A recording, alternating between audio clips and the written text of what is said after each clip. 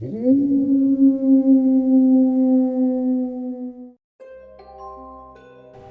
Felix Agnes put up the life-size shrouded bronze statue of a grieving angel seated on a pedestal in the Agnes family plot in the Druid Ridge Cemetery, he had no idea what he had started. The statue was a rather eerie figure by day, frozen in a moment of grief and terrible pain. At night, the figure was almost unbelievably creepy, the shroud over its head obscuring the face until you were up close to it.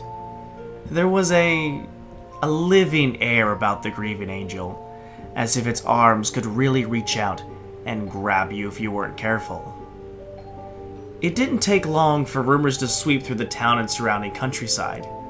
They said that the statue, nicknamed Black Aggie, was haunted by the spirit of a mistreated wife who lay beneath her feet. The statue's eyes would glow red at the stroke of midnight, and any living person who returned the statue's gaze would instantly be struck blind. Any pregnant woman who passed through her shadow would miscarry. If you sat on her lap at night, the statue would come to life and crush you to death in her dark embrace.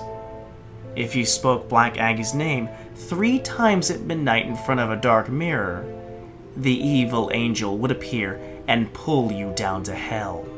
They also said that the spirits of the dead would rise from their graves on dark nights to gather around the statue. People began visiting the cemetery just to see the statue, and it was then that the local fraternity decided to make the Statue of Grief part of their initiation rites. Black Aggie sitting, where candidates for membership had to spend the night crouched beneath the statue, with their backs to the grave of General Agnes, became popular. One dark night, 2 fraternity members accompanied a new hopeful to the cemetery, and watched while he took his place underneath the creepy statue. The clouds had obscured the moon that night, and the whole area surrounding the dark statue was filled with a sense of anger and malice.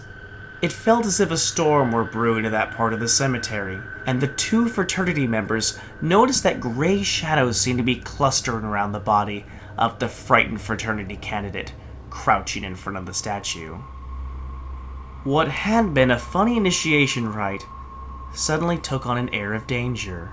One of the fraternity brothers stepped forward in alarm to call out to the initiate.